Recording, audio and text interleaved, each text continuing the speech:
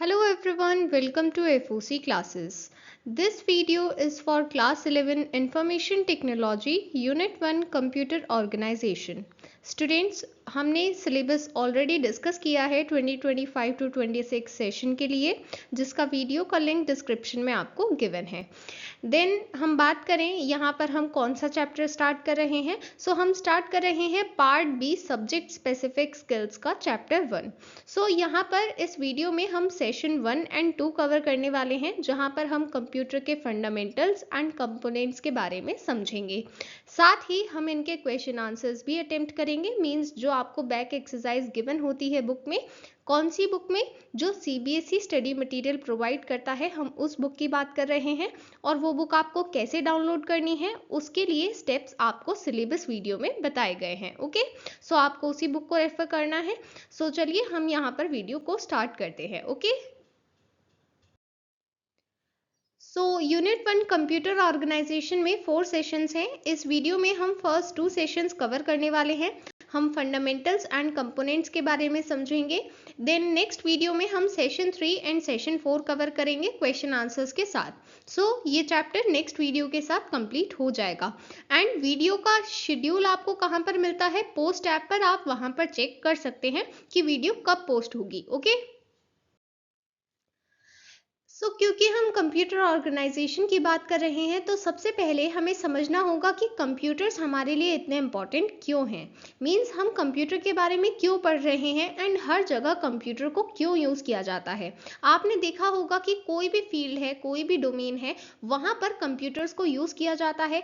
कहीं कहीं पर सिर्फ एक टास्क परफॉर्म करते हैं, बट कहीं कहीं पर मल्टीपल टास्क परफॉर्म कर रहे हैं। बट ऑलमोस्ट हर फील्ड में हमें कंप्यूटर्स देखने को मिलते हैं। तो ऐसा क्यों है?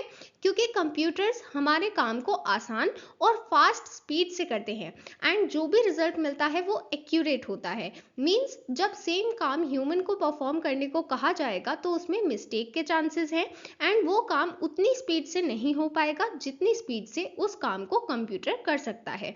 इसलिए कुछ स्पेसिफिक टास्क के लिए हम कंप्यूटर्स को यूज करते हैं।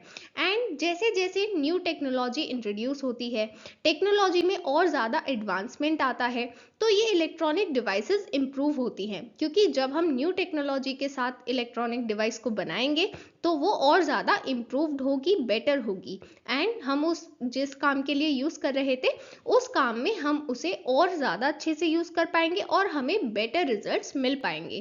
क्योंकि हर जगह कंप्यूटर्स का इतना यूज़ है, इसलिए हम यहाँ पर कंप्यूटर्स के बारे में इतना डिटेल में समझने वाले हैं। अब बात करते हैं इवोल्यूशन ऑफ कंप्यूटर्स के बारे में। मींस कैसे कंप्यूटर्स इवॉल्व हुए हैं, कहाँ से स्टार्टिंग हुई। स्टार्टिंग होती है फर्स्ट कैलकुलेटिंग डिवाइस अबैकस के साथ। अबैकस वो डिवाइस है जो सबसे पहले बनाई गई कैलकुलेशन के पर्पज से एंड फिर क्योंकि वो सिर्फ फर्स्ट इन्वेंशन था, उसके बाद फर्दर इम्प्रूवमेंट्स हुए, न्यू टेक्नोलॉजी इंट्रोड्यूस हुई एंड इसी तरह से और high speed calculating devices invent हुई। बट सबसे पहले कौन सी बनी? That was abacus. ये जर्नी स्टार्ट होती है अबैकस से। एंड यस, यहाँ पर जो भी आपको हाईलाइटेड पॉइंट्स दिख रहे हैं, ये या तो आप अपनी पीडीएफ में हाईलाइट कर लें या फिर जहाँ पर आपने नोट्स बनाए हैं वहाँ पर लिख लें। ये सभी हाईलाइटेड पॉइंट्स इंपॉर्टेंट है, आपको पता होने चाहिए, एग्जाम में पूछे जा सकते हैं। ओके, जब हमने कंप्यूटर्स की जर्नी की बात की तो हमने बात की फर्स्ट कैलकुलेटिंग डिवाइस की। ऐसा क्यों? क्योंकि कंप्यूटर्स को इनिशियली इसी पर्पज से बनाया गया था कि कैलकुलेशन परफॉर्म की जाए। मींस जो इनिशियल पर्पस था, मतलब जब हमने सोचा कि हमें कंप्यूटर क्यों बनाने हैं, हमारा मेन पर्पस क्या है, तो वो मेन पर्पस था कैलकुलेशन। इसलिए हम कहते हैं कि कंप्यूटर कंप्यूट वर्ड से डिराइव हुआ है, जिसका मतलब होता है कैलकुलेट करना। क्योंकि बेसिक पर्पस था कैलकुलेशन, इसलिए हमने इसका नाम कंप्यूटर रखा है। ओके, कंप्यूटर आईपीओ साइकिल को फॉलो करता है। आईपीओ मतलब सबसे पहले इनपुट एक्सेप्ट किया जाएगा, उसे प्रोसेस किया जाएगा और फिर हमें आउटपुट दिया जाएगा। सो जो भी इनपुट दिया जाता है मीन्स जो भी इंस्ट्रक्शंस यूजर प्रोवाइड कर रहा है ये डिवाइस उन्हीं पर काम करती है। मीन्स अगर हमने बोला है 2+3, इसका मतलब हमने कहा है कि 2 और 3 को ऐड करना है, तो यही सेट ऑफ इंस्ट्रक्शन है एंड इसी के अकॉर्डिंग कंप्यूटर प्रोसीड करेगा। ऐसा नहीं है कि हम 2+3 लिखेंगे और वो 2-3 का आंसर देगा, नहीं, जितने इंस्ट्रक्शन हमने दिए हैं वो उसी के अकॉर्डिंग उसी को प्रोसेस करेगा और उसी का आउटपुट प्रोवाइड करेगा। ओके, सो कंप्यूटर एक इलेक्ट्रॉनिक डिवाइस है जो इलेक्ट्रॉनिक सिग्नल्स पर वर्क करती है, ऑन एंड ऑफ सिग्नल्स पर। यहाँ पर ऑन का मतलब है 1 एंड ऑफ का मतलब है 0। सो जब हम कंप्यूटर की बात करते हैं तो ये सिर्फ एक ही लैंग्वेज को समझता है and that is binary language. And क्योंकि कंप्यूटर एक मशीन है तो हम इसे मशीन लैंग्वेज भी कह सकते हैं। सो मशीन लैंग्वेज और बाइनरी लैंग्वेज ये सिर्फ 2 डिजिट्स पर वर्क करती है, 0 एंड 1। सो यहाँ पर जैसा कि हमने डिस्कस किया, 0 का मतलब है ऑफ सिग्नल, 1 का मतलब है ऑन सिग्नल। सो बाइनरी में ये जो बाई वर्ड है ये इंडिकेट कर रहा है कि यहाँ पर हम सिर्फ 2 डिजिट्स की बात कर रहे हैं, दैट इज 0 एंड 1। ओके, जो पहले कंप्यूटर एक्सपर्ट्स होते थे वो बाइनरी लैंग्वेज में सभी इंस्ट्रक्शंस प्रोवाइड करते थे कंप्यूटर को, बट जैसे जैसे कंप्यूटर्स का यूज बढ़ा है ऐसा पॉसिबल नहीं है कि हर कोई बाइनरी लैंग्वेज को यूज करते हुए इंस्ट्रक्शंस दे पाए। इसलिए ऐसी लैंग्वेजेस की नीड डेवलप हुई जो यूजर फ्रेंडली हो। यूजर फ्रेंडली होने से मतलब है जो ह्यूमंस आसानी से समझ पाए एंड उससे काम कर पाए। इसलिए ऐसी लैंग्वेजेस डेवलप की गई जो इंग्लिश टर्म से बहुत ज़्यादा सिमिलर हैं, जैसे C++, जावा, जावास्क्रिप्ट, पाइथन, ये सभी लैंग्वेजेस डेवलप की गई। ये सभी हाई लेवल लैंग्वेजेस हैं, मीन्स जो ह्यूमंस आसानी से समझ सकते हैं। ऐसा नहीं है कि इसे कंप्यूटर डायरेक्टली समझ पाता है। अगर हमने हाई लेवल लैंग्वेज में ये कमांड्स लिखी हैं, जो भी हमारा प्रोग्राम है वो लिखा है, तो वो हम समझ पा रहे हैं, बट उसे कंप्यूटर को समझाने के लिए हमें उसे अगेन बाइनरी लैंग्वेज में कन्वर्ट करना होगा। एंड बाइनरी लैंग्वेज में कैसे कन्वर्ट करेंगे? With the help of translator. यहाँ पर ये क्वेश्चन आपसे पूछा जा सकता है कि जब हमें हाई लेवल लैंग्वेज को बाइनरी लैंग्वेज में कन्वर्ट करना है तो हम क्या यूज करते हैं। ओके, यहाँ पर आपको हाई लेवल लैंग्वेजेस के एग्जाम्पल्स भी पता होने चाहिए एंड साथ ही आपसे ये भी पूछा जा सकता है कि बाइनरी लैंग्वेज और हाई लेवल लैंग्वेज के बीच क्या डिफरेंस है। तो binary language means machine language, जो मशीन समझती है, कंप्यूटर समझता है, एंड ये सिर्फ 2 डिजिट्स पर वर्क करती है, 0 एंड 1। बट अगर हम बात करें हाई लेवल लैंग्वेजेस की, ये यूजर फ्रेंडली है। यूजर फ्रेंडली का मतलब है कि हम ह्यूमंस इसे आसानी से समझ सकते हैं, इसके साथ काम कर सकते हैं, एंड जब हमें ये कन्वर्ट करनी है उसके लिए हम यूज करते हैं ट्रांसलेटर, जिसकी हेल्प से ये कन्वर्ट हो जाती हैं बाइनरी लैंग्वेज में। ओके, जैसा कि हमने स्टार्टिंग में डिस्कस किया था, कंप्यूटर ऑलमोस्ट हर फील्ड में एक्सटेंसिवली यूज किया जाता है। ऐसा क्यों है? उसकी कैरेक्टरिस्टिक्स की वजह से। ऐसी कौन सी कैरेक्टरिस्टिक्स हैं कंप्यूटर में जिसकी वजह से हम कंप्यूटर को इतना एक्सटेंसिवली यूज करते हैं? यहाँ पर ये फ्लो चार्ट गिवन है, ये इंपॉर्टेंट है। अगर आपको एग्जाम में इस तरह का क्वेश्चन पूछा जाता है, like what are the characteristics of a computer, and suppose ये लॉन्ग क्वेश्चन है, तो उसमें सबसे पहले इस तरह से आप एक फ्लो चार्ट बना सकते हैं या फिर दूसरी तरह से भी बना सकते हैं, बट अगर आप इस तरह के डायग्राम्स का यूज करते हैं उससे आपका आंसर ज्यादा रिप्रेजेंटेबल बनता है। ओके, अब हम बात करते हैं सबसे पहले स्पीड के बारे में।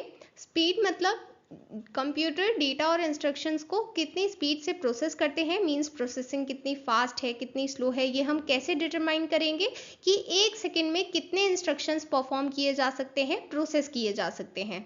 तो जब हम बात करते हैं एक हाई स्पीड कंप्यूटर के बारे में, तो ये 3 to 4 MIPS परफॉर्म कर सकते हैं। MIPS मीन्स मिलियन इंस्ट्रक्शंस पर सेकेंड, मतलब एक सेकेंड में एक high speed computer 3 to 4 million instructions को परफॉर्म कर सकता है, प्रोसेस कर सकता है। ओके, इसलिए हम कहते हैं कि कंप्यूटर्स हाई स्पीड पर वर्क करते हैं। एंड ये एक बहुत इंपॉर्टेंट कैरेक्टरिस्टिक है जिसकी वजह से हम कंप्यूटर्स को यूज करते हैं, बिकॉज स्पीड बहुत ज़्यादा है तो ये काम बहुत स्पीड से करेंगे। एंड इस स्पीड को कंफ्यूज नहीं करना दूसरी स्पीड के साथ, वो स्पीड जिससे इंफॉर्मेशन भेजी जाती है कंप्यूटर से या फिर कंप्यूटर को इंफॉर्मेशन भेजी जाती है, वो स्पीड डिफरेंट होती है जिसे हम वर्ड में मेजर करते हैं। सो वो स्पीड डिफरेंट होती है, हम उसकी बात नहीं कर रहे हैं। हम यहाँ पर बात कर रहे हैं कि डेटा और इंस्ट्रक्शंस को कितने फास्टली प्रोसेस किया जा रहा है, कितने स्पीड से प्रोसेस किया जा रहा है, उस चीज को हम डिनोट कर रहे हैं स्पीड। ओके, नेक्स्ट है वर्सैटिलिटी। मींस कोई भी कंप्यूटर कितने अलग अलग काम इजीली परफॉर्म कर सकता है, इसी एबिलिटी को हम कहते हैं वर्सैटिलिटी। मींस जब हम कह रहे हैं कि कोई भी कंप्यूटर वर्सेटाइल है, मींस वो अलग अलग तरह के टास्क इजीली परफॉर्म कर सकता है। हम जानते हैं कि हम कंप्यूटर को सिर्फ एक पर्पस के लिए यूज नहीं करते हैं, हम कंप्यूटर पर मल्टीपल टास्क परफॉर्म कर सकते हैं। ऐसा क्यों? क्योंकि कंप्यूटर वर्सेटाइल है, वो अलग अलग टास्क को इजीली परफॉर्म कर सकता है। देन बात करें एक्यूरेसी की। सो कंप्यूटर हाई प्रिसीजन और एक्यूरेसी के साथ काम करता है। मींस जैसा इनपुट, जैसे इंस्ट्रक्शंस उसे दिए जाते हैं, वो उसे उसी के अकॉर्डिंग प्रोसेस करता है एंड हमें एक्यूरेट रिजल्ट देता है। सो अगर हमें लग रहा है कि कोई एरर है जो आउटपुट में हमें मिले हैं, तो हो सकता है कि आपने डेटा की रॉन्ग एंट्री की है या फिर आपने रॉन्ग इंस्ट्रक्शंस दिए हैं। मींस कहीं ना कहीं इनपुट में मिस्टेक होगी जिसकी वजह से आपको लग रहा है कि आउटपुट रॉन्ग है, बट एक्चुअल में जो आपने इनपुट दिया है उसी को प्रोसेस किया गया है। तो अगर उसमें कोई इंस्ट्रक्शन नहीं है, तो क्योंकि कंप्यूटर तो सिर्फ वही इंस्ट्रक्शन प्रोसेस करेगा जो आप उसे प्रोवाइड करेंगे, सो इसलिए जितने इंस्ट्रक्शंस दिए गए हैं उसने उसी को प्रोसेस करके आपको आउटपुट प्रोवाइड किया है। तो अगर आउटपुट में आपको कोई गलती लग रही है, इसका मतलब है कि आपने इनपुट या फिर इंस्ट्रक्शंस प्रोवाइड करने में कोई मिस्टेक की है। एंड कंप्यूटर टर्मिनोलॉजी में इसे हम कहते हैं garbage in garbage out, GIGO. Okay, so ये आपसे एग्जाम में भी पूछा जा सकता है इसका फुल फॉर्म। एंड इसका मतलब क्या है कि अगर आप इनपुट गलत देते हैं, मीन्स आपने उसमें कोई एंट्री मिस कर दी है, आपने कोई इंस्ट्रक्शन मिस कर दिया है या फिर आपने गलत इंस्ट्रक्शन दे दिया है, तो आपको वो ही आउटपुट मिलेगा जैसा उसके अकॉर्डिंग होगा। ओके, सो अगर आपने कोई इंस्ट्रक्शन मिस किया तो वो मिस ही रहेगा। ऐसा नहीं है कि कंप्यूटर उसे अपनी तरफ से ऐड कर देगा, नहीं, क्योंकि आपने मिस कर दिया है, आपके इंस्ट्रक्शंस जितने थे सिर्फ उन्हीं को प्रोसेस किया जाएगा। एंड इस वजह से आपको लगता है कि आउटपुट गलत है, बट वो आउटपुट गलत नहीं होता, वो आपके गिवन इनपुट के अकॉर्डिंग ही होता है। ओके, सो अगर आप गलत इनपुट देंगे तो आपको लगेगा कि वो गलत आउटपुट है, बट वो आउटपुट आपके इनपुट के अकॉर्डिंग ही है, इसलिए आपको अपना इनपुट करेक्ट देना है। ओके, अब हम बात करते हैं डिलीजेंस के बारे में। डिलीजेंस का मतलब है सेम टास्क को बार बार बिना बोर हुए कंप्यूटर परफॉर्म कर सकता है। जैसे अगर आपने एक इंस्ट्रक्शन दिया है कि 1000 नंबर्स को ऐड करना है और आप उसी इंस्ट्रक्शंस को बार बार दिए जा रहे हैं, आप कितनी भी बार उस इंस्ट्रक्शन को देंगे, कंप्यूटर उसे सेम स्पीड और सेम एक्यूरेसी के साथ आपको आउटपुट देगा एंड वो बोर नहीं होगा। सो यही एबिलिटी है डिलीजेंस की, उसी काम को वो बार बार कर सकता है बिना बोर हुए। Then next is memory. Means यहाँ पर हम बात कर रहे हैं कंप्यूटर की मेमोरी के बारे में। सो जो कंप्यूटर की मेन मेमोरी होती है वो वॉलेटाइल होती है। मींस अगर हमने कंप्यूटर को स्विच ऑफ कर दिया है तो वो मेमोरी नहीं है, मींस वहां पर जो भी डेटा था वो गायब हो चुका है अगर एक बार कंप्यूटर स्विच ऑफ हो गया तो। बट क्योंकि हमें कई बार कंप्यूटर्स में सेव भी करनी होती है इंफॉर्मेशन, इसलिए हम कंप्यूटर्स को दूसरी मेमोरी भी देते हैं, that is secondary memory. So secondary memory में वो डेटा तब भी रहता है जब कंप्यूटर स्विच ऑफ हो जाता है। तो जो भी हमने फाइल सेव की है वो कहाँ पर स्टोर्ड है? सेकेंडरी मेमोरी में। एंड सेकेंडरी मेमोरी के अलग अलग टाइप्स होते हैं, लाइक फ्लॉपी डिस्क हो सकती है, pen drive, portable hard disk, ये सभी सेकेंडरी मेमोरी डिवाइसेस के एग्जांपल्स हैं। ओके, अब बात करते हैं स्टोरेज के बारे में। So computer huge amount of data and information को स्टोर कर सकते हैं। मींस सबसे पहली बात, यहाँ पर बहुत सारी इंफॉर्मेशन स्टोर की जा सकती है और दूसरी बात, जिस तरह से हम ह्यूमन मेमोरी की बात करते हैं, तो अगर सपोज करते हैं कि आपका फाइनल एग्जाम है, तो आपने जो फुल ईयर का सिलेबस था वो लर्न किया है, बट अगर वही सिलेबस आपसे 2 साल बाद पूछा जाएगा तो क्या आपको एज इट इज लर्न होगा? नहीं। क्यों नहीं होगा? क्योंकि ह्यूमन मेमोरी लिमिटेड होती है और टाइम के साथ आप चीजों को भूलने लगते हैं, बट कंप्यूटर के साथ ऐसा नहीं होता है। आप कंप्यूटर में जितना डेटा स्टोर करेंगे, आप उसे कितने भी टाइम बाद देखें, वो डेटा वैसा ही स्टोर्ड रहेगा। ऐसा नहीं है कि कंप्यूटर भूल जाएगा, बिकॉज उसकी ह्यूमन मेमोरी नहीं है, ठीक है। एंड ये एक बहुत बड़ा बेनिफिट है। हम यहाँ पर जो भी फाइल्स, जो भी इंफॉर्मेशन स्टोर करेंगे, वो हम फ्यूचर में कभी भी रिट्राइव कर सकते हैं एंड वो हमें वैसी ही मिलेगी। ओके,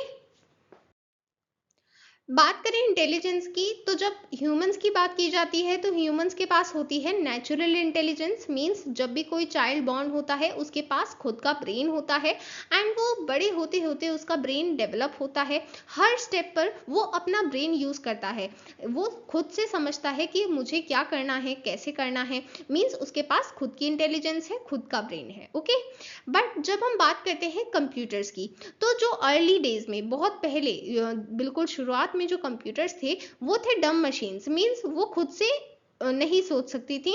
जितना हमने प्रोग्राम कर दिया है, जितने इंस्ट्रक्शंस हमने प्रोवाइड कर दिए हैं, वो सिर्फ उन्हीं के ऊपर परफॉर्म करती हैं। बट अगर हम बात करें न्यू कंप्यूटर्स की, या फिर जो न्यू टेक्नोलॉजी इंट्रोड्यूस हुई है, उसी में इंट्रोड्यूस हुआ है आर्टिफिशियल इंटेलिजेंस। सो ये क्या है? देखिए, यहाँ पर आर्टिफिशियल वर्ड से आप समझ सकते हैं कि ये मैन मेड है। मींस ऐसी इंटेलिजेंस जो कंप्यूटर को नेचुरली नहीं मिली है, क्योंकि कंप्यूटर एक मैन मेड मशीन है, तो उसे नेचुरली नहीं मिली है इंटेलिजेंस, ये मैन ने प्रोवाइड की है। मींस ह्यूमंस ने प्रोवाइड की है, इसलिए हम कहते हैं ये है आर्टिफिशियल इंटेलिजेंस। सो आर्टिफिशियल इंटेलिजेंस के थ्रू ह्यूमंस ये चाहते हैं कि कंप्यूटर्स ह्यूमंस की तरह ही सोचें। जैसे अगर पहले के टाइम में जब एआई आंसर्स आपको नहीं मिलते थे, तब आप जब भी किसी क्वेश्चन को सर्च करते थे, तो आपको जनरली क्या मिलता था? अलग अलग वेबसाइट्स का लिंक मिलता था जहां पर आपको आंसर्स मिल सकते थे। बट अब जब आप कोई भी क्वेश्चन सर्च करते हैं, तो सबसे पहले आपको क्या दिखता है? AI generated answer, right. So क्या वो एआई जनरेटेड आंसर किसी स्पेसिफिक पर्सन ने दिया है? नहीं, वो किसी स्पेसिफिक पर्सन ने नहीं, वो एआई ने दिया है, आर्टिफिशियल इंटेलिजेंस ने दिया है। सो वो ह्यूमंस की तरह सोच रही है एंड वो उसी तरीके से, जिस तरीके से उसको प्रोग्राम किया गया है, उसको बताया गया है कि ह्यूमंस की तरह कैसे सोचना है एंड किस तरीके से एक्ट करना है। सो हर चीज उसमें ऑलरेडी प्रोग्राम की गई है कि आपको ह्यूमंस की तरह बिहेव करना है। सो यहाँ पर हो सकता है कि वो कुछ गलती करे, बट वो उस गलती से सीखेगी, इंप्रूव करेगी एंड इसी तरह से आर्टिफिशियल इंटेलिजेंस वर्क करता है। ओके, सो आर्टिफिशियल इंटेलिजेंस का जो मेन पर्पस है वो यही है कि कंप्यूटर्स ह्यूमंस की तरह बिहेव करें, उनकी तरह सोचें, समझें, एनालाइज करें चीज़ों को एंड उनके पास खुद का दिमाग हो। वो खुद का दिमाग किसने प्रोवाइड किया है? ह्यूमंस ने, इसलिए हम उसे कह रहे हैं आर्टिफिशियल इंटेलिजेंस। ओके, सो यहाँ पर अलग अलग एग्जाम्पल्स गिवन हैं, जैसे ऐसी मशीन्स हैं जो कार को ड्राइव कर सकती हैं बिना ह्यूमन ड्राइवर के। अब आप किसी कार में बैठे एंड वो कार खुद ही चल रही है, मींस आप उसे नहीं चला रहे हैं, वो खुद ही चल रही है। तो ऐसा कैसे है? क्योंकि उस कार में वो प्रोग्रामिंग की गई है, उसे बताया गया है कि किस तरह से एक ह्यूमन कार को चलाता है। वो देखता है कि सामने क्या ऑब्जेक्ट है, क्या नहीं है, वो ट्रैफिक लाइट को देखता है। इस तरीके से अलग अलग चीजें उसमें प्रोग्राम की गई हैं। ह्यूमन के बारे में समझाया गया है कि आपको एक ह्यूमन की तरह कैसे बिहेव करना है एंड वो उसी तरीके से बिहेव करता है। एंड अगर कहीं पर मिस्टेक होती है तो वो उससे सीखता है और इम्प्रूव करता है। ओके, सो अभी तक हमने जितनी भी कैरेक्टरिस्टिक्स देखी, इनके बिहाफ पर हम कह सकते हैं कि कंप्यूटर हमारे लिए बहुत बेनिफिशियल है, बिकॉज यहाँ पर स्टोरेज बहुत ज़्यादा है, हम कितना भी डेटा स्टोर कर सकते हैं। एंड जब डेटा को प्रोसेस करने की बात आती है, तो बहुत हाई स्पीड और एक्यूरेसी के साथ कंप्यूटर्स इसे प्रोसेस करते हैं एंड सेम टास्क को रिपीटेडली परफॉर्म कर सकते हैं, वेराइटी ऑफ जॉब्स को ईजिली परफॉर्म कर सकते हैं। इसी वजह से हम कहते हैं कि कंप्यूटर्स हमारे लिए इतने बेनिफिशियल हैं, हम उन्हें ऑलमोस्ट हर फील्ड में एक्सटेंसिवली इसी वजह से यूज करते हैं। ओके, सो अब हम समझने वाले हैं कि कंप्यूटर कैसे काम करते हैं। कंप्यूटर को प्रॉपरली फंक्शन करने के लिए हार्डवेयर एंड सॉफ्टवेयर दोनों चीज़ों की रिक्वायरमेंट है। कंप्यूटर दोनों का कॉम्बिनेशन है, उसमें हार्डवेयर भी होते हैं और सॉफ्टवेयर भी होते हैं। अब यहाँ पर हार्डवेयर क्या है और सॉफ्टवेयर क्या है? हार्डवेयर का मतलब है फिजिकल कंपोनेंट्स, मींस जिन्हें हम टच कर सकते हैं, फील कर सकते हैं, जैसे कीबोर्ड, माउस, मॉनिटर, ये सभी क्या है? ये सभी हैं हार्डवेयर, क्योंकि ये फिजिकल कंपोनेंट्स हैं, हम इन्हें टच कर सकते हैं। बट अगर हम बात करते हैं सॉफ्टवेयर की, सॉफ्टवेयर फिजिकल कंपोनेंट नहीं है, उसे सिर्फ हम स्क्रीन पर देख सकते हैं, उसे हम टच नहीं कर सकते हैं। अगर आप टच करेंगे भी तो आप क्या टच कर रहे हैं? आप स्क्रीन टच कर रहे हैं, जो किस चीज को बिलोंग करती है? मॉनिटर को। तो आप सॉफ्टवेयर को टच नहीं कर सकते, वो इनटेंजिबल है। ओके, इसके एग्जाम्पल हैं operating system, word processor, spreadsheet, online calculator, ये सभी सॉफ्टवेयर्स होते हैं। ओके, सो यहाँ पर हम बात कर रहे हैं कि कंप्यूटर कैसे फंक्शन करता है। कंप्यूटर तब फंक्शन करता है जब उसके सारे कंपोनेंट्स इफेक्टिवली कोऑर्डिनेट करते हैं। कोऑर्डिनेट करने का क्या मतलब है? अब सपोज करते हैं आपने अपना सिस्टम ऑन किया एंड फिर आपने कुछ टाइप करना स्टार्ट किया, बट वो चीज़ टाइप नहीं हो रही है, तो क्या फायदा है टाइप करने का? नहीं, क्योंकि वो चीज़ जब उस कंप्यूटर में जा ही नहीं रही, आपका इनपुट वहाँ पर जा ही नहीं रहा है, तो कोई फायदा नहीं है। इसका मतलब है कि यहाँ पर इफेक्टिव कोऑर्डिनेशन नहीं हो रहा है। हो सकता है कि कोई वायर लूज हो या फिर वायर खराब हो, आप उस चीज़ को चेक कर सकते हैं। तो यहाँ पर कहने का मतलब है कि जब तक इफेक्टिव कोऑर्डिनेशन नहीं होगा कंप्यूटर के कंपोनेंट्स के बीच में, तब तक वो प्रॉपरली फंक्शन नहीं कर सकता। बट अगर इफेक्टिव कोऑर्डिनेशन है तो वो प्रॉपरली फंक्शन करता है। ओके, कंप्यूटर किसी भी टास्क को कैसे परफॉर्म करता है? कंप्यूटर टास्क को परफॉर्म करने के लिए फॉलो करता है IPO cycle, means input process output cycle. सबसे पहले इनपुट यूनिट इनपुट एक्सेप्ट करती है। इनपुट यूनिट का मतलब है जो चीज इनपुट एक्सेप्ट कर रही है। जो भी इंस्ट्रक्शंस या डेटा यूजर कंप्यूटर को देता है उसे हम कहते हैं इनपुट। देन जो रिजल्ट मशीन जनरेट करती है उस डेटा को प्रोसेस करने के बाद, उसे हम कहते हैं आउटपुट। ठीक है, आपसे डेफिनेशन पूछी जा सकती है। जो चीज यूजर कंप्यूटर को प्रोवाइड कर रहा है वो है इनपुट, जो चीज कंप्यूटर प्रोसेस करने के बाद प्रोवाइड करता है यूजर को, वो होता है आउटपुट। ओके, जो प्रोसेसिंग है वो कौन कर रहा है? Central processing unit mean CPU, ये प्रोसेसिंग करता है। एंड देन जो आउटपुट यूनिट है वो आउटपुट प्रोड्यूस करती है। ओके, एंड जब प्रोसेसिंग होती है तब डेटा और इंस्ट्रक्शंस कहाँ पर रहते हैं? मेमोरी यूनिट में, जिसके बारे में हम आगे डिटेल में समझेंगे। ओके, आपको यहाँ पर बेसिकली आईपीओ साइकिल के बारे में ध्यान रखना है, एंड ये आपसे एग्जाम में भी पूछी जा सकती है, इंपॉर्टेंट है। ओके, अब हम एक एक चीज को डिस्कस करने वाले हैं। सबसे पहले इनपुट के बारे में बात करते हैं। कंप्यूटर को कैसे पता चलेगा कि कोई भी टास्क कैसे परफॉर्म करना है? उसके लिए हम उसे सेट ऑफ इंस्ट्रक्शंस देते हैं। सेट ऑफ इंस्ट्रक्शंस का क्या मतलब है कि सबसे पहला कौन सा इंस्ट्रक्शन एग्जीक्यूट करना है, उसके बाद कौन सा इंस्ट्रक्शन एग्जीक्यूट करना है।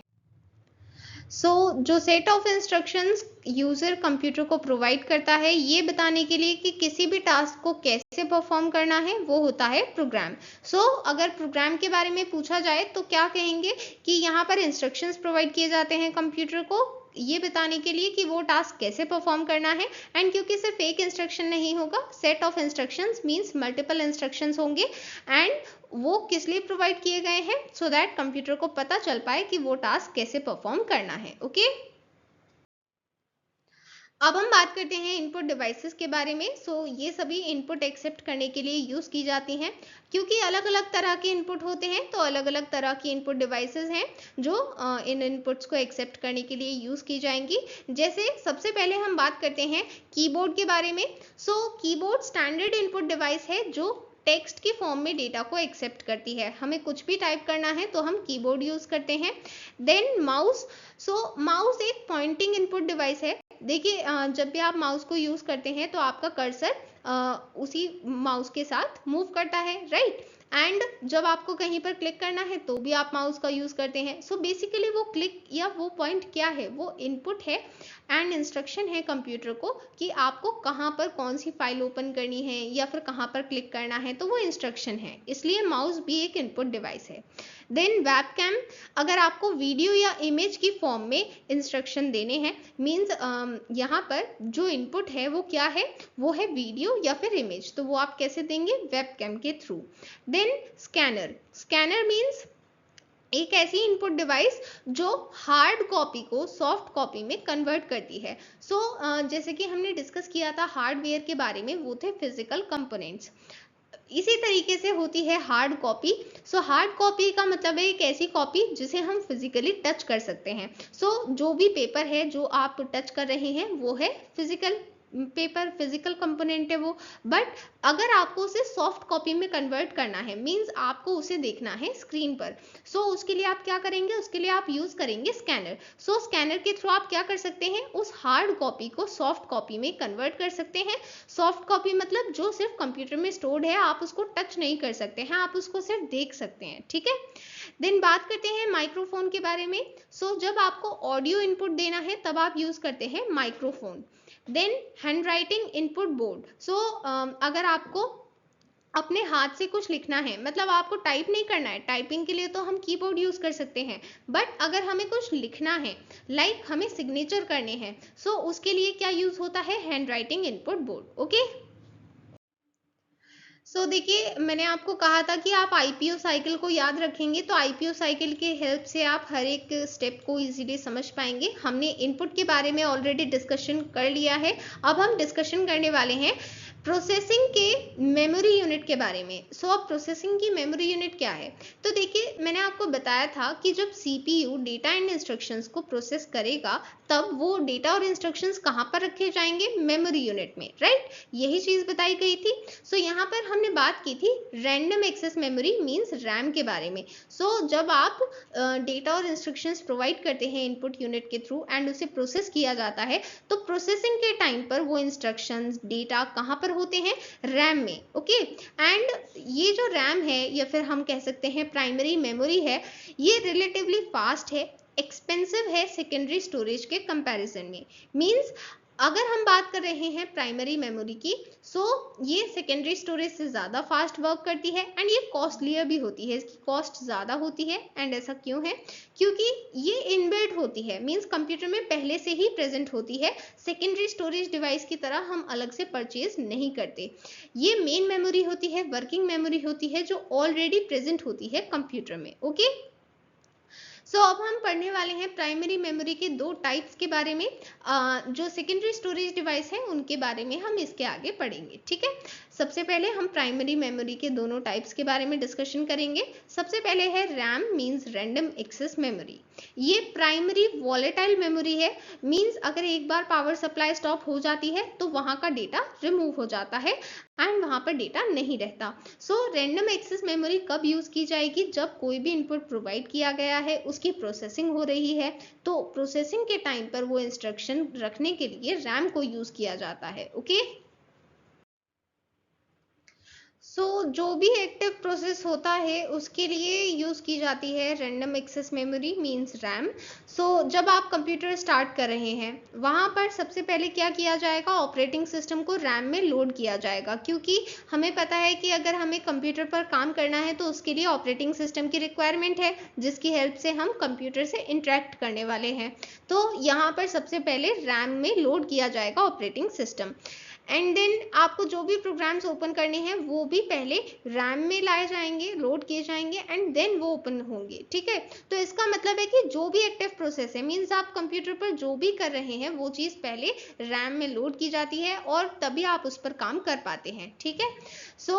इसीलिए हम कहते हैं कि जितनी ज़्यादा रैम होगी उतना ज़्यादा आपका कंप्यूटर बेटर परफॉर्म करता है। लाइक अगर आपके पास सिर्फ 8 GB रैम है, तो 8 GB रैम क्योंकि कम है, तो उस वजह से इतना स्पेस नहीं है कि प्रोग्राम्स जल्दी एग्जीक्यूट हो पाए, तो आपका कंप्यूटर स्लो रहेगा, क्योंकि स्पेस ज़्यादा नहीं है तो एग्जीक्यूशन भी फास्टली नहीं हो पाएगा।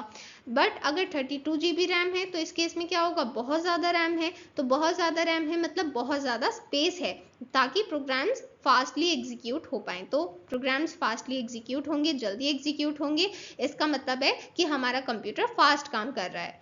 तो इस चीज़ को आप सिंपली इस तरह से समझ सकते हैं कि आपका कंप्यूटर ओपन हुआ एंड उसमें सबसे पहले आपने किसी प्रोग्राम पर क्लिक किया, ठीक है।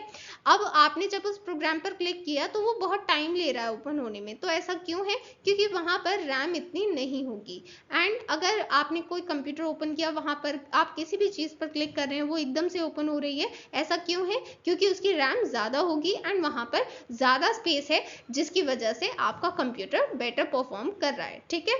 तो जो भी एक्टिव प्रोसेस है, मीन्स आपको जो भी कंप्यूटर पर करना है, वो आप कैसे कर पाते हैं? With the help of RAM, ठीक है। बट यहाँ पर जैसा कि मैंने बताया कि जितनी ज़्यादा रैम होगी उतना ज़्यादा बेटर परफॉर्मेंस होगा, तो इसका मतलब ये नहीं है कि आप कितना भी इंक्रीज कर सकते हैं रैम को, नहीं, उसकी भी अपनी लिमिटेशंस हैं, बिकॉज हर चीज़ कंप्यूटर्स में एक लिमिट तक ही इंक्रीज की जा सकती है, ठीक है। सो अब बात करते हैं रैम के टू टाइप्स के बारे में। अगेन ये इंपॉर्टेंट है एग्जाम पॉइंट ऑफ व्यू से, D RAM and S RAM.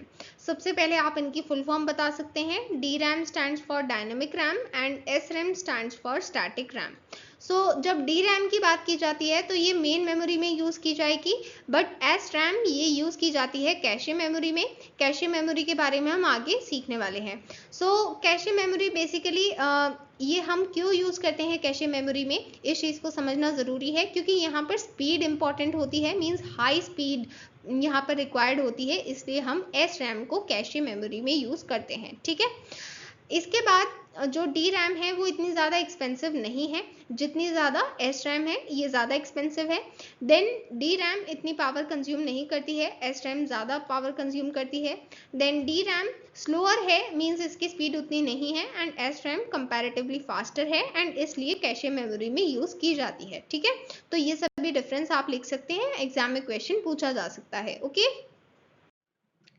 अब बात करते हैं प्राइमरी मेमोरी के सेकेंड टाइप रोम के बारे में। रोम stands for read only memory. ये नॉन वॉलेटाइल होती है। नॉन वॉलेटाइल का मतलब है कि अगर कंप्यूटर स्विच ऑफ भी हो जाता है तब भी इसका डेटा लॉस्ट नहीं होता है। ये जनरली स्टार्टअप ऑपरेशंस में यूज की जाती है। देन यहाँ पर क्लासिफिकेशंस गिवन है। क्लासिफिकेशंस को लर्न करने के लिए आपको पता होना चाहिए कि यहाँ पर इनके एग्जैक्टली क्या क्या फंक्शंस हैं।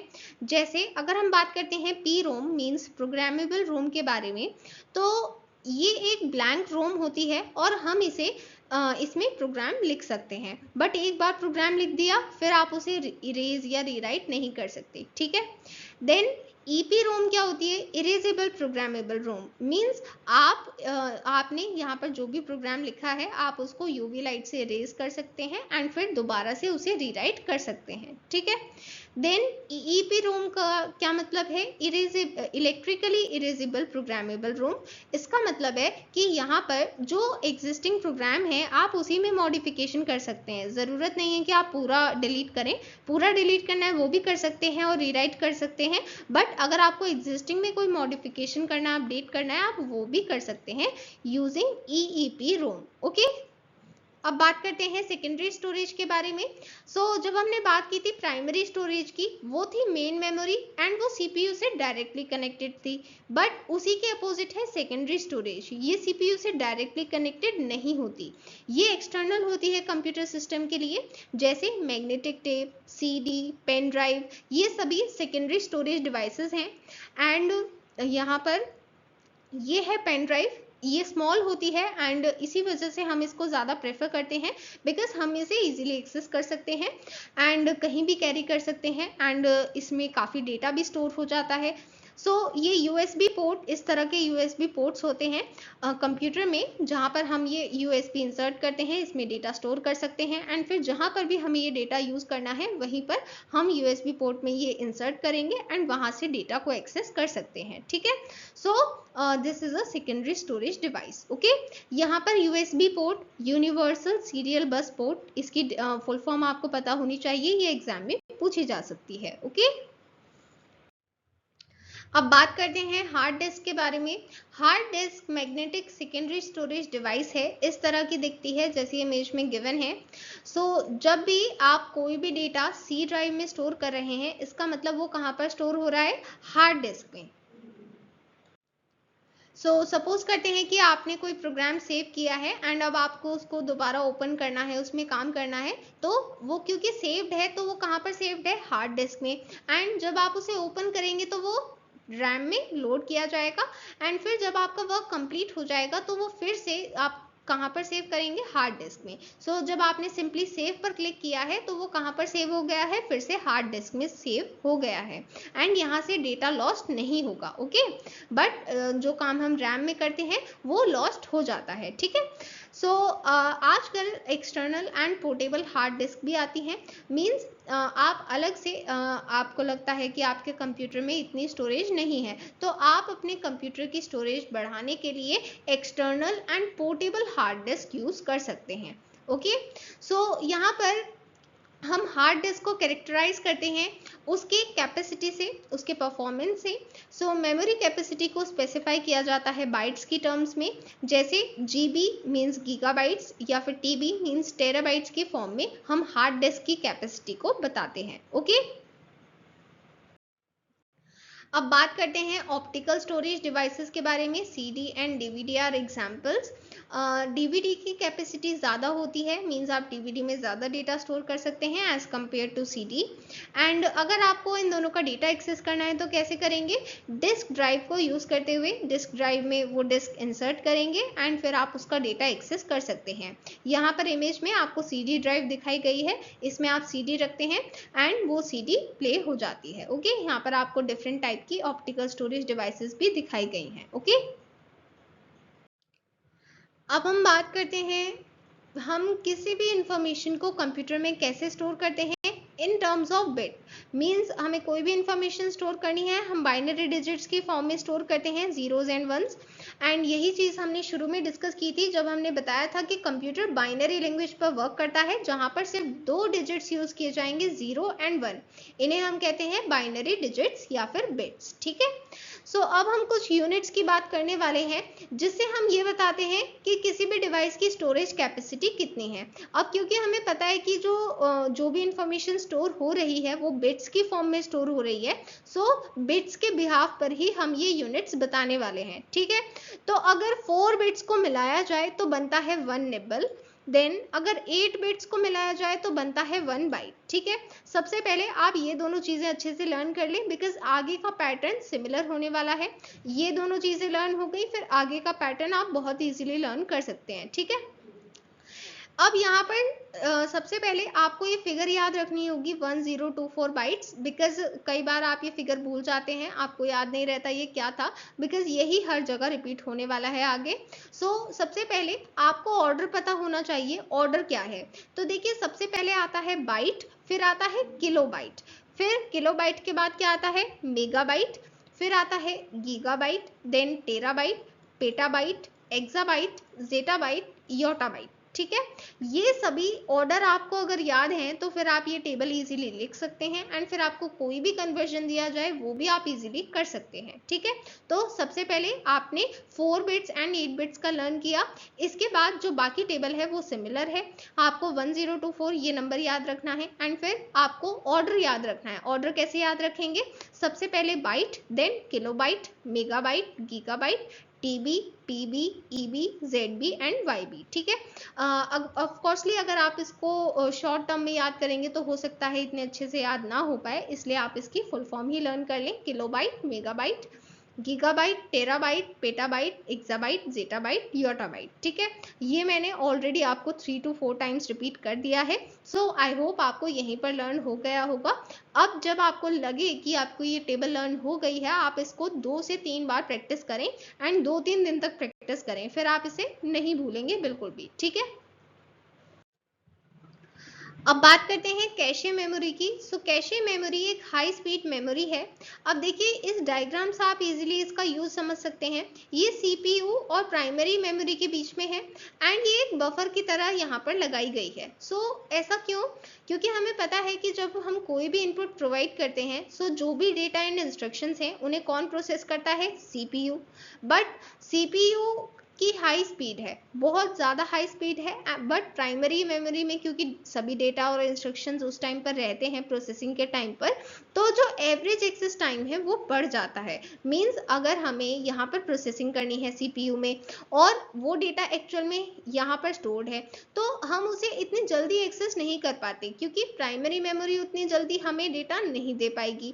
तो इसलिए यहाँ पर हम यूज़ करते हैं कैशे मेमोरी। एंड क्योंकि ये हाई स्पीड मेमोरी है, बहुत ज़्यादा हाई स्पीड होती है इसकी, तो ये इसकी स्पीड के साथ कॉप अप कर पाती है। जो काम प्राइमरी मेमोरी से नहीं हो पा रहा था वो कैशे मेमोरी की हेल्प से यहाँ पर हो पा रहा है, क्योंकि ये खुद हाई स्पीड मेमोरी है तो ये उसकी हाई स्पीड के साथ कॉप अप कर पाती है एंड एवरेज एक्सेस टाइम को रिड्यूस कर देती है, जिसकी वजह से मेन मेमोरी से डेटा जल्दी एक्सेस किया जाता है। ठीक है, एंड ये कंपैरेटिवली एक्सपेंसिव भी होती है। ओके, अब हम मदरबोर्ड के बारे में समझने वाले हैं। उसके बारे में समझने से पहले यहाँ पर आपको जो इमेज गिवन है ये मदरबोर्ड की है। अब ये मदरबोर्ड होता कहाँ पर है ये देख लेते हैं। तो देखिए ये है सीपीयू बॉक्स। ये जो पूरी आपको इमेज दिखाई दे रही है इसमें हमने सीपीयू बॉक्स को एक साइड से ओपन कर दिया है, जिस वजह से इसके अंदर के कंपोनेंट्स विजिबल हैं। सो इसके अंदर के कंपोनेंट्स में आपको ध्यान देना है मदरबोर्ड पर। सो ये है मदरबोर्ड एंड इसी मदरबोर्ड पर आपको दिखेगा central processing unit means CPU. So CPU basically सिर्फ इतना सा ही होता है। ये जो पूरा बॉक्स होता है ये बेसिकली सीपीयू बॉक्स होता है। ठीक है, जो एक्चुअल मेन प्रोसेसर है वो सिर्फ इतना ही होता है। ठीक है, और ये कहाँ पर होता है? मदरबोर्ड पर। ठीक है, so I hope this thing is clear to you. अब हम बात करते हैं मदरबोर्ड के बारे में। मदरबोर्ड पर सिर्फ सीपीयू ही नहीं होता, मदरबोर्ड पर और भी बहुत सारे कंपोनेंट्स होते हैं एंड ये मेन सर्किट बोर्ड इन सभी कंपोनेंट्स को एक साथ रखता है। जैसे कि आप देख सकते हैं कि क्योंकि ये ओपन करके आपको दिखाया गया है, यहाँ पर अगर आप ध्यान से देखें तो ये चीज़ एक्चुअल में क्या है जिनसे हम अलग अलग चीज़ों को कनेक्ट करते हैं। लाइक यहाँ पर हम यूएसबी इंसर्ट कर सकते हैं। इसी तरीके से यहाँ पर अलग अलग कनेक्टर्स प्रोवाइडेड हैं, एक्सपेंशन कार्ड्स प्रोवाइडेड हैं।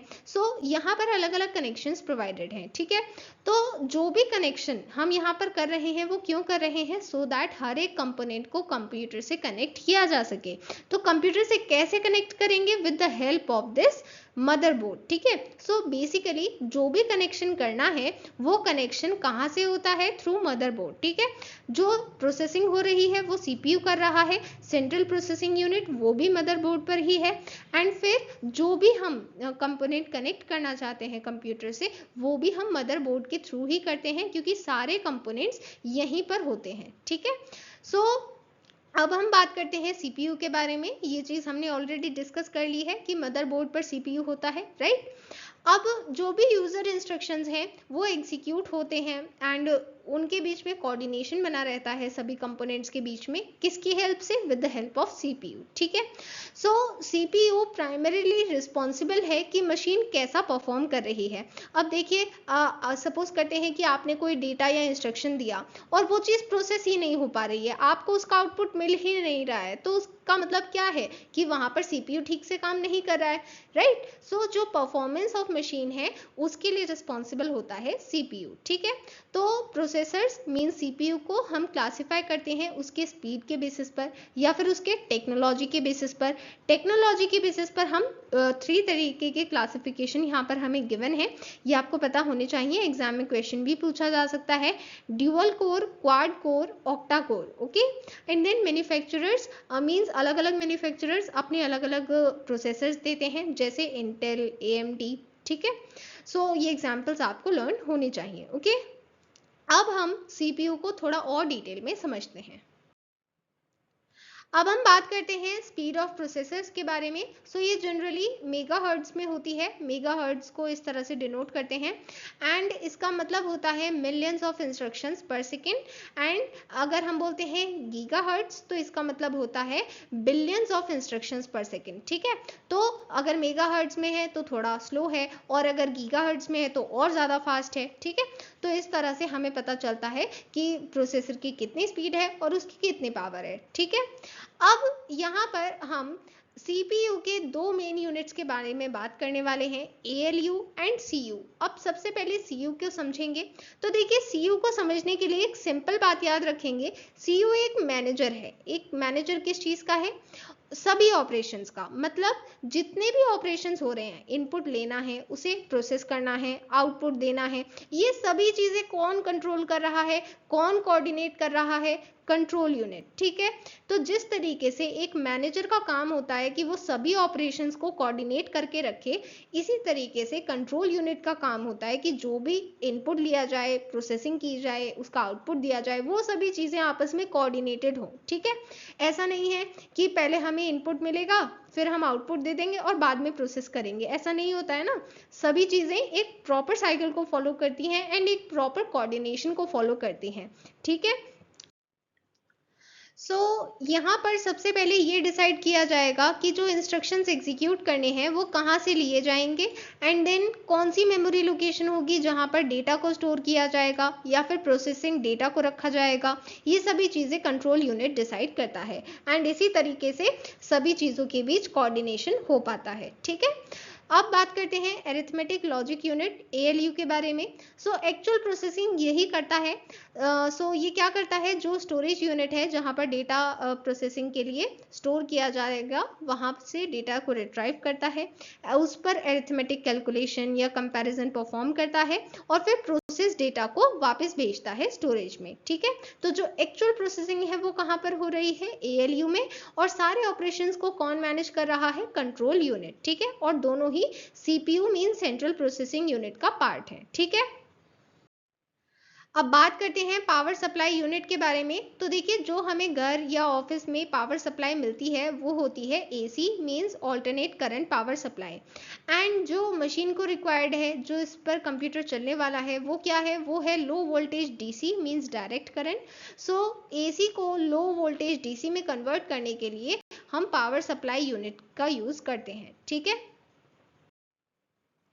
अब बात करते हैं आउटपुट डिवाइसेस की। देखिए, अभी तक हमने क्या क्या डिस्कशन किया है कि सबसे पहले हम इनपुट डिवाइसेस से इनपुट लेते हैं, देन फिर हमने डिस्कस किया कि स्टोरेज डिवाइसेस में कैसे इसे स्टोर किया जाता है, फिर हमने डिस्कशन किया कि सेंट्रल प्रोसेसिंग यूनिट उसे कैसे प्रोसेस करती है।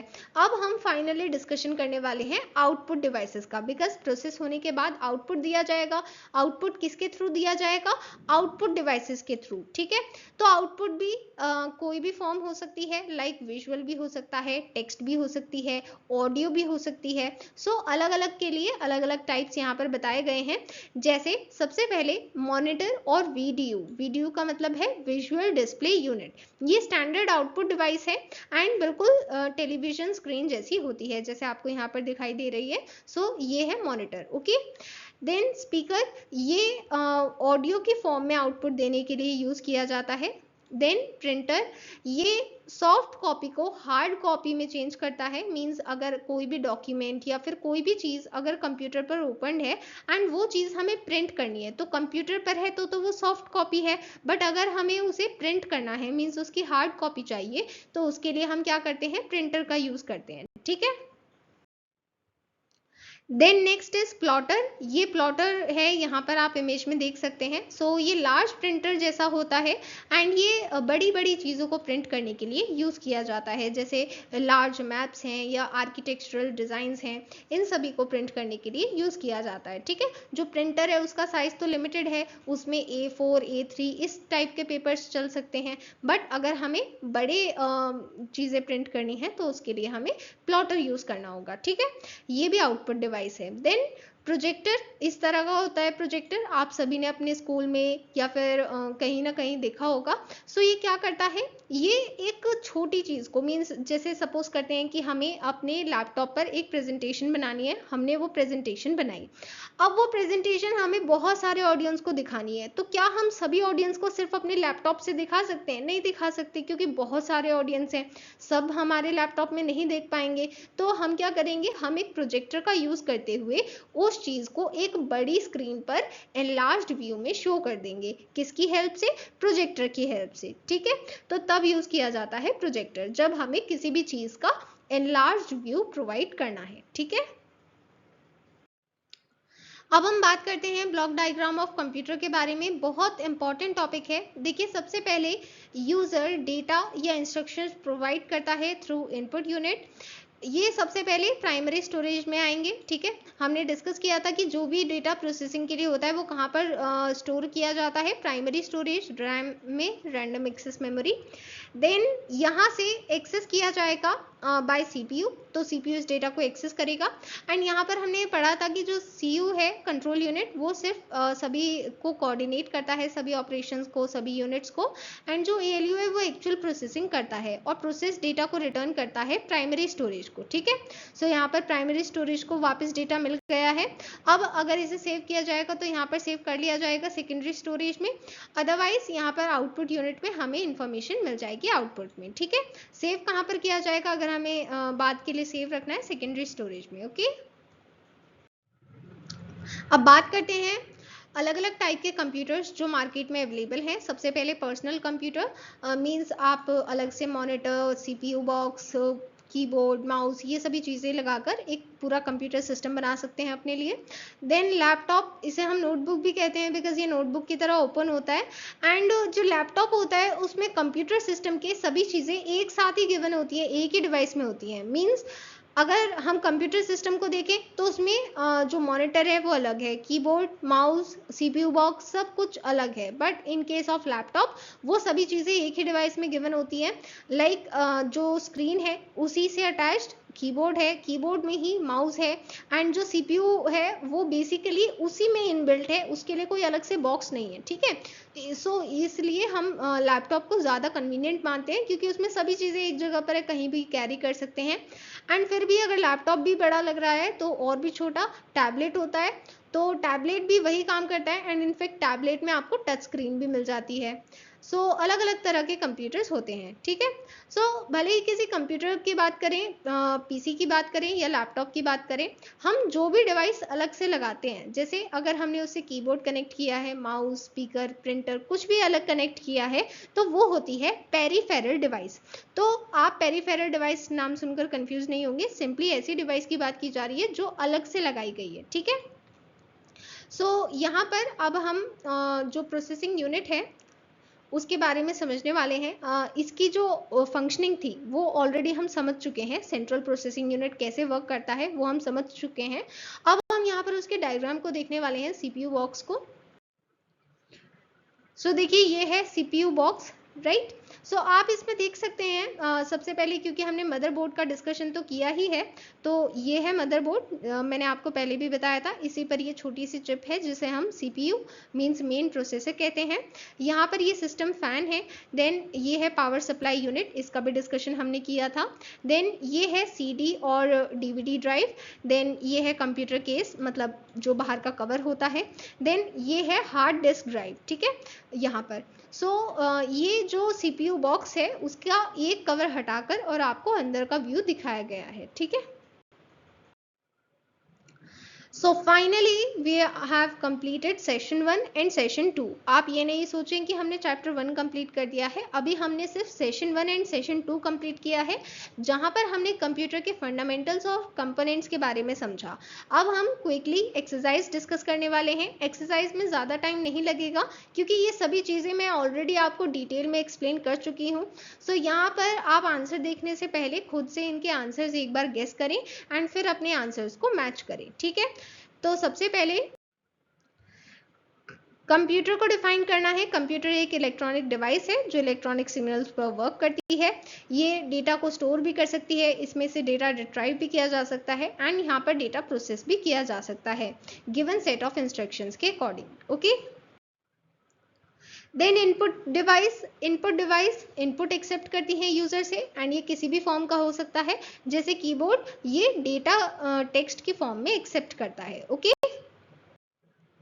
देन आउटपुट डिवाइस, ये आउटपुट देने के लिए यूज की जाती हैं। आउटपुट भी किसी भी फॉर्म का हो सकता है, जैसे अगर हमें विजुअल की फॉर्म में आउटपुट डिस्प्ले करना है तो हम मॉनिटर का यूज करते हैं जो स्टैंडर्ड आउटपुट डिवाइस है, ओके।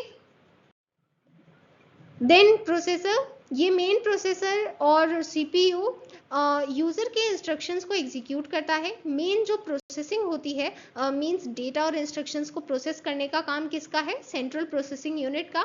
एंड सभी के बीच कोऑर्डिनेशन भी करना है क्योंकि हमने पढ़ा था कि जो कंट्रोल यूनिट है वो सीपीयू का ही पार्ट है, तो जो सीपीयू है वो कोऑर्डिनेशन के लिए भी रिस्पॉन्सिबल है। ठीक है, तो प्राइमरीली हम कह सकते हैं कि ये मशीन की परफॉर्मेंस के लिए रिस्पॉन्सिबल होता है। Okay, then next question, expand the following. यहाँ पर आपको एब्रीविएटेड फॉर्म्स गिवन है, आपको फुल फॉर्म्स लिखनी है। एंड इसके अलावा और भी फुल फॉर्म्स जो हमने चैप्टर में पढ़ी है, मैंने आपको मार्क करवाई हैं, वो सभी आप लर्न करेंगे। ओके, नाउ नेक्स्ट क्वेश्चन, यहाँ पर आपको इन सभी का डिटेल में आंसर करना है। सबसे पहला क्वेश्चन है, explain the block diagram of computer.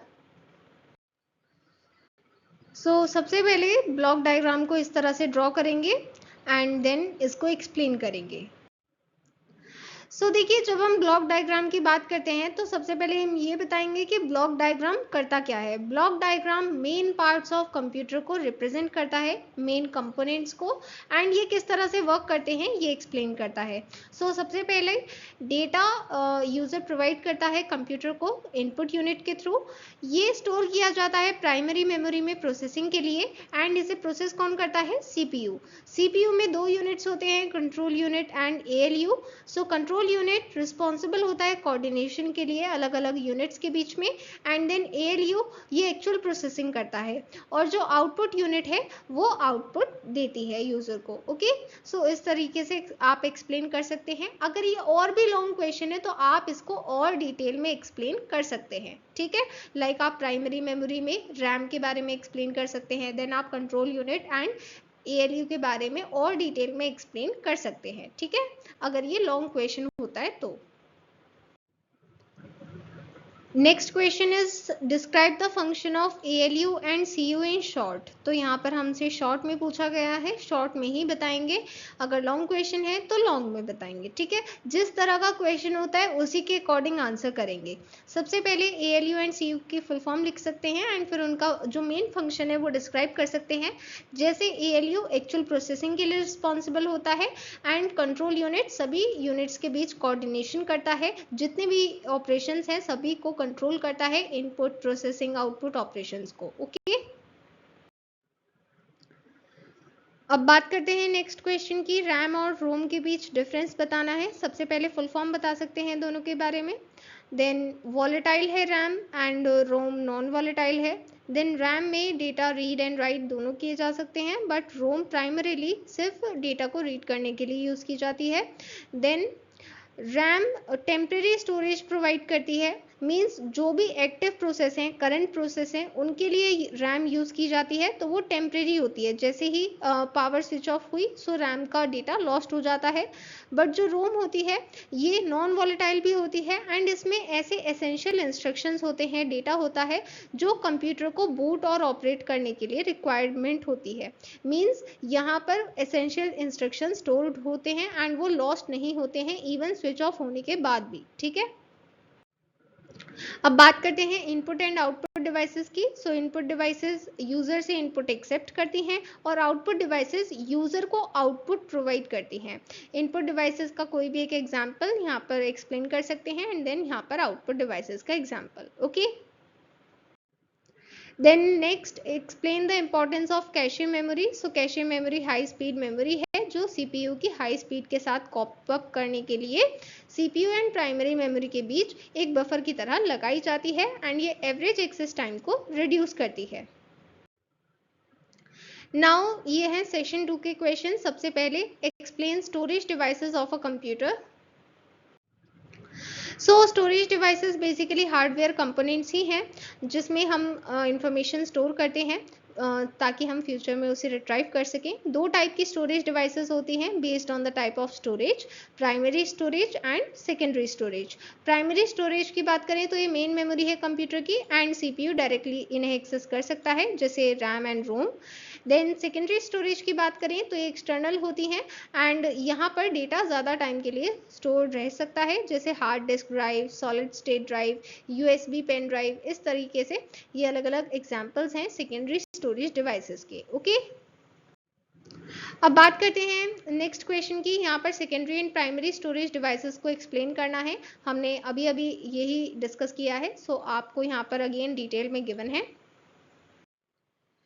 Then next optical storage devices. ये ऑप्टिकल इसलिए कही जाती हैं क्योंकि यहाँ पर लाइट यूज़ की जाती है डेटा को स्टोर और रिट्राइव करने के लिए। एग्जाम्पल्स हैं CD, DVD, ब्लू रे डिस्क। एंड ये इतनी ज़्यादा एक्सपेंसिव भी नहीं होती हैं और ड्यूरेबल भी होती हैं। काफ़ी टाइम तक हम इसमें डेटा स्टोर रख सकते हैं। पावर सप्लाई यूनिट का रोल बताना है। Power supply unit alternate current power supply को लो वोल्टेज डायरेक्ट करंट में कन्वर्ट करती है। ओके, देन अलग अलग यूनिट्स जिससे हम डिवाइस की स्टोरेज कैपेसिटी को मेजर करते हैं, ये हमने ऑलरेडी डिटेल में समझ ली है। एंड यहाँ पर आपसे एक और क्वेश्चन पूछा गया है, गिव द स्मॉलेस्ट यूनिट। तो स्मॉलेस्ट यूनिट मैंने आपको बताया था बिट होती है जो 0 या 1 को रिप्रेजेंट करती है। ओके, अब यहाँ पर हमें कन्वर्जन करनी है। सबसे पहले 2 GB is equal to dash KB। तो देखिए यहाँ पर आपको एक कन्वर्जन टेबल याद होनी चाहिए।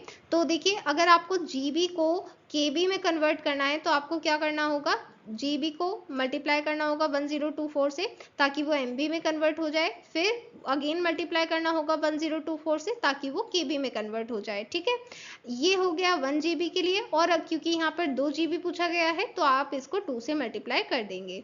इसी तरह से अगर हमें MB को B में मींस बाइट में कन्वर्ट करना है तो MB को बाइट में करने के लिए सबसे पहले हम MB को KB में चेंज करेंगे, जिसके लिए 1024 से मल्टीप्लाई करेंगे, देन अगेन 1024 से मल्टीप्लाई करेंगे, फिर बाइट में चेंज हो जाएगा। तो ये हो गया 1 MB के लिए। और अगर हमें 210 MB के लिए चाहिए तो हम 210 से मल्टीप्लाई कर देंगे। ठीक है, so that was all for today. अब हम नेक्स्ट वीडियो में मिलेंगे जहां पर हम इस चैप्टर को कंप्लीट करेंगे। Bye everyone.